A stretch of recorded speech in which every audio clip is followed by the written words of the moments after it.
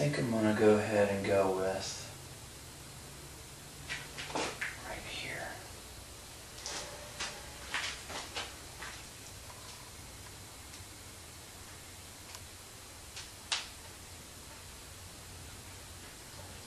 Alright, now we have our reference point established.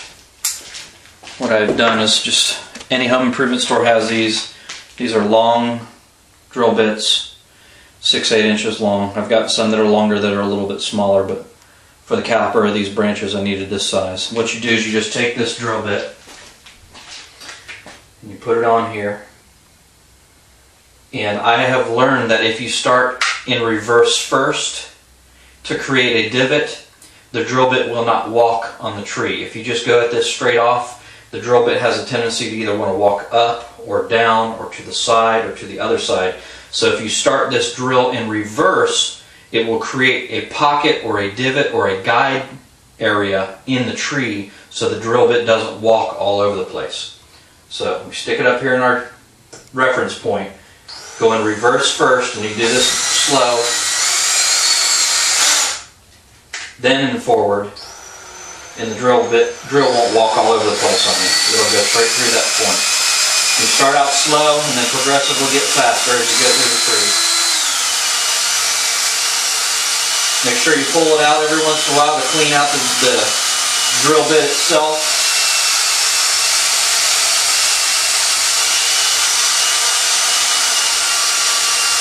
We're almost through.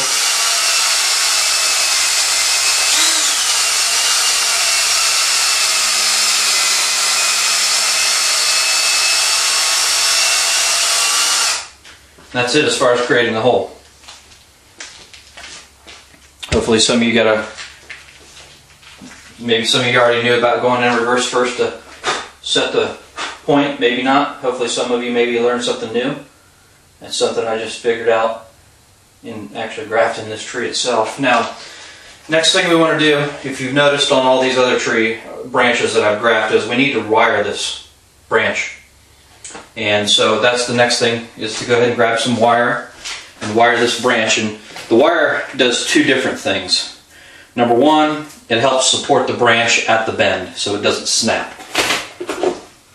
Most of you already are aware that on maple trees, the branches will bend to a certain point, well, on any tree really, will bend to a certain point and then they snap, and that's it. Once it's snapped, it's dead, can't use it. So the wire helps to reinforce or support that outer bend on the branch to keep that snap from happening. So first things first, this doesn't have to look pretty. I don't make it look pretty, I just get it on there to get it on there. You know, when I'm wiring branches out, I try to make it look a little bit better versus what I'm doing here. But what I'm doing here is not to set a branch in position, it's merely for support only. So I don't really care what it looks like. And this is good, you know, practice to learn how to wire. And if you want to wire it right, then wire it right. Which, you know, I guess in essence I'm practicing wiring right now. Now, I want to wire to a certain point, and then I want to stop and I want to leave extra. Okay, because this is the part that's going through the tree. So I don't want to wire all the way to the end, I want to wire to a certain point and then stop. Then what we do from here is we take this branch. I need to trim a piece off of it here. This is not going to work for us here. I'm going to take this branch, and it's actually going to end up coming up and over. So what I got to do is I got to take it and very gently work it to the point. I have to do it this way, just so I don't have any problems. Work it to the point where I can get it around to get it ready to go through the tree. Then go ahead and insert it into the hole. And the hole's a straight shot, so it shouldn't be any issue there. And feed it through. Do it slowly. And that's going to be about it. I don't necessarily want to stress this branch much more than that. Now what I do is I wrap it around, and then I come over on this side and wrap this branch on this side. And that serves two purposes. Number one, it keeps the branch in place. And number two, it allows me to move this branch into position now where I want it to point in the future. So then all I have to do is sit here and let this thing grow. I always let the bark or the wire cut into the bark on these new shoot sides a little bit. What that'll do is that'll set the branch, and then you can remove the wire and the branch stays, and then from there on it just grows. So that's something that I personally do. You don't necessarily have to do that, but it is a technique that I use, and it may be a common technique, but that's what I do to keep everything in position. I've done that with this bottom one. I did not do it with the back branch because it didn't have enough wire on it, but that's okay. I don't know if that back, we'll see what happens with the back branch. The back branch kind of ended up in the position that I wanted it to anyway. But the main thing is these bends are supported with the wire. If these bends aren't supported with the wire and you end up bumping it, it could snap, and then you're not going to get a graft there, because from where it snaps on down the road to the end of the shoot, it's dead. So, just another little something that I do on these trees to kind of, I don't know if it helps or not, but it's what I do. Remove the excess wire, and then from here, what I'm going to do is I'm going to get some cut paste, which everybody knows this cut paste is Keonal. This is the stuff that's in the tube. They make a couple different kinds of Keonal. They make some that's in a cup. It's more like a putty. This stuff is more like a paste. When this dries hard as a rock, and it's green. I've learned, I don't know how to translate this, and I don't know what it says on this, but through trial and error, I've learned that when I graft, this is the stuff I want. Because when I utilize this and it's dry, it's almost like a hard rubber. It's not really rubbery, but it's kind of hard, but it's a little bit pliable. And what ends up happening is when the wounds heal, or when these grafts take and they start to push, the tree actually pushes the stuff off and it just falls off. No big deal. But this, I believe, also has some kind of hormone in it to allow healing, or to encourage healing, from what I understand. From a couple other folks that utilize this have said that. But it works great for me. If you want to kind of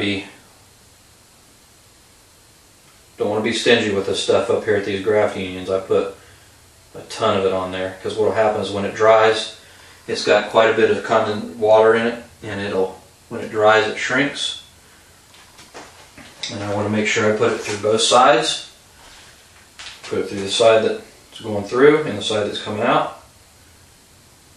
That way there's no issue of insects infiltrating there, as well as the elements. Some people may say it's ridiculous to do this or don't need to be done, but it's what works for me, so that's why I do it. You do what works best for you.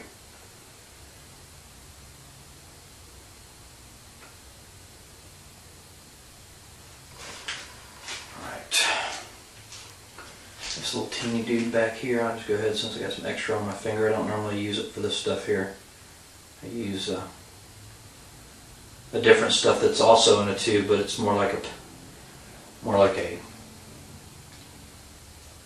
it's pasty, but it's not like this stuff. This stuff's like the consistency almost of rubber cement, or a loose viscous rubber cement, where this other stuff's more like a clay based pasty type of a situation. But there you have it. 3 grafts on this tree. Keep our fingers crossed. I'm going to litter this thing with mouse traps to keep the squirrels away from it. I don't know if it was the squirrels or my cat that did it last year, but I've had it. 3 attempts on this side for this branch. Hopefully 3rd time's a charm. If not, I don't know what the heck I'm going to do. I guess it wasn't meant to be to have a branch there.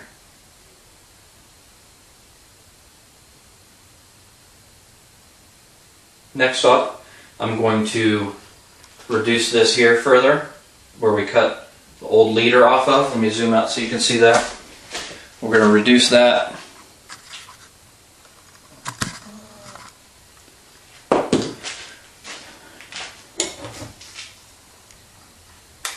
Reduce that wound area. And there's a little teeny weeny branch right here at the bottom, which I'm going to keep.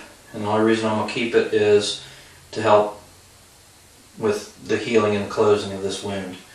I'm not going to use carving tools this time just because I don't have electric in my shed yet. Working on that here soon, in the next month or so. So we're just going to come in here and take little chunks off at a time and reduce this back to where we want it.